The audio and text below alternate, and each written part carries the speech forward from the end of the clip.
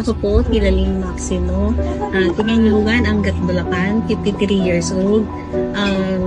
2018 po kasi na ako na-operahan at sabi nga hindi naman negative naman siya sa cancer, pero after 5 years bumalik siya, pero sa bone na siya, bali breast cancer, bone metastasis.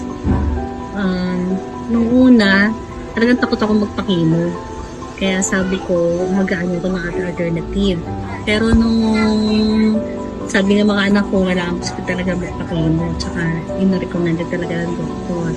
So that time nakita ko sa Elixir, sabi ko try ko siya.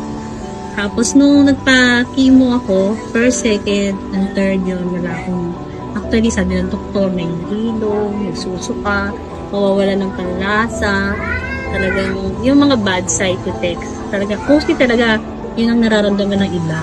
Pero ako nung gumamit ako ng Elixir, nagtingitan ako kay madam, sabi ko, wala akong naramdaman, hindi ko yun, actually tumaba pang araw ako, tumaba pa ako. Tapos, ang naging side effect lang talaga sa akin, yung hair loss.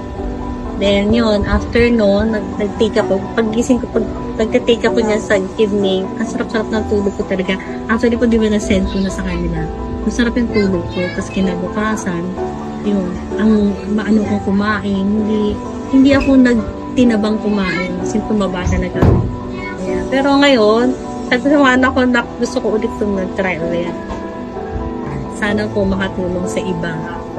Gumamit po kayo ng Elixir. Napakaganda po.